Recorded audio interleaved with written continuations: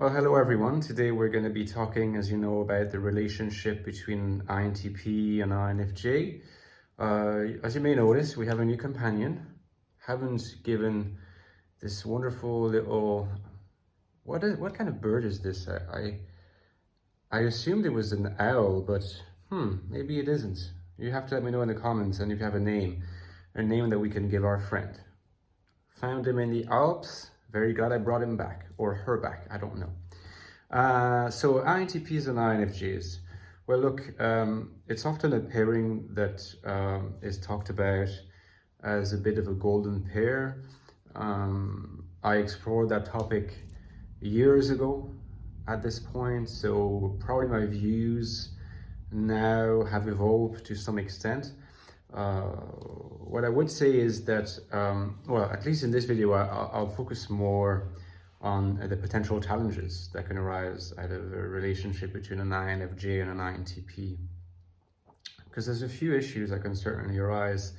One issue is the contrast between convergence and divergence in terms of patterns of thinking. INFJs are more convergent, INTPs are more divergent. However, the INTP's TI ends up, if you like, reining in the divergence by structuring it and providing a kind of faux convergence that the INFJ can resonate with. So in the end, that issue with divergent thinking is not as pronounced as it would be, for example, with an ENTP type, where I think that there can be real challenges around that.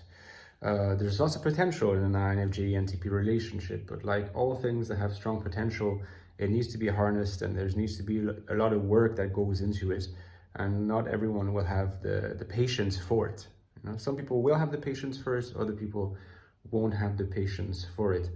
Now, so like I said, the convergence-divergence aspect won't be too problematic. However, high NE for an INTP will certainly mean that in their goings on in the world, either in conversation with abstract stuff, with less abstract stuff, or across the day, there's a lot more thought flexibility in the case of the INTP, because that's just in the nature of NE to have a kind of refresh function and to be adaptable, flexible, to be able to switch from a topic to another quickly and seemingly without any kind of psychological lingering impact.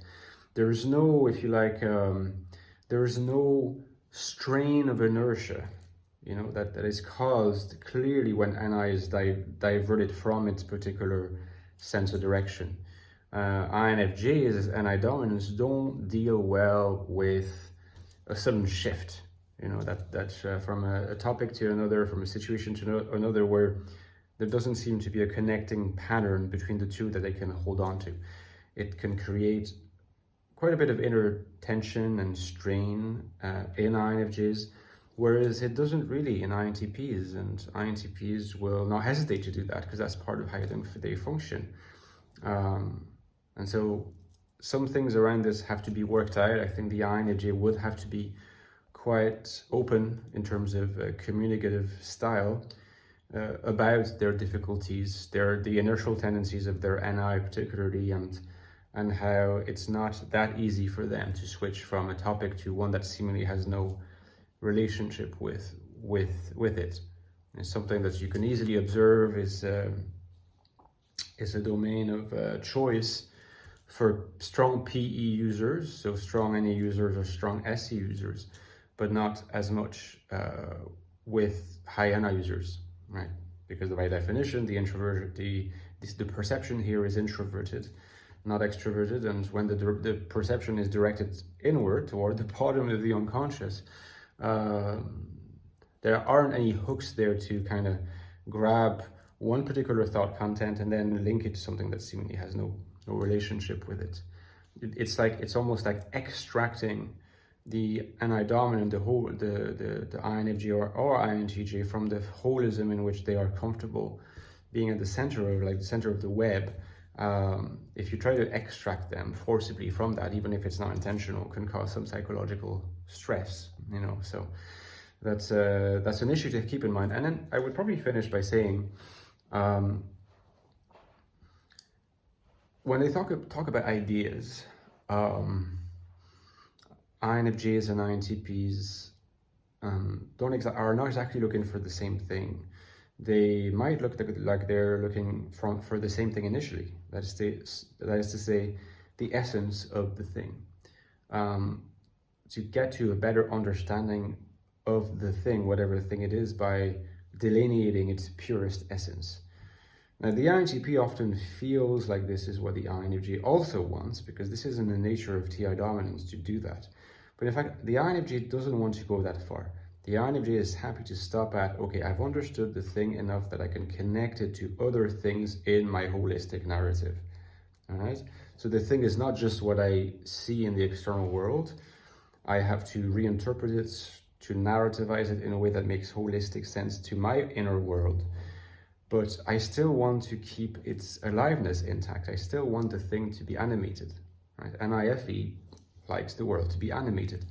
TI dominance, particularly TI-NE, is happy with a world that in its fundamental nature is kind of like an abstract interrelationship of systems that are not alive or dead, or, you know, are kind of like, you know, can be reduced to equations, can be reduced to a number of sort of lines of code that elucidate the entirety of how reality works. But those building blocks can perfectly be completely inanimate, have no vitality in them, abstract, inert. That's not a problem. It is a problem for the INFJ, who is not at all attracted to that, the aesthetics and the substance of that particular worldview. So here again, there can be clashes, and it's better to be aware of it in order to, you know, be prepared to seek to, you know, get the other person used to how one views things, and hopefully for that other person to develop more of an appreciation of that peculiar view of things, which is different from theirs. Guys, don't forget to give me a like. It's good for the referencing. You can support me on Patreon. Please consider supporting me on Patreon. In fact, the link is in the description box to my page. I need you more than ever and could not do it without you. For me to keep going, I need your support. You know that if you join my Patreon for a few bucks a month, really, or a year, you get access to bonus content every 2-3 weeks, just for you guys. And also access to our special Discord server, the Fourfold. Come join me and interact with me and the other cool people there. Also, don't forget about the Infinite Soul, my latest book on the INFJ in the external world, right?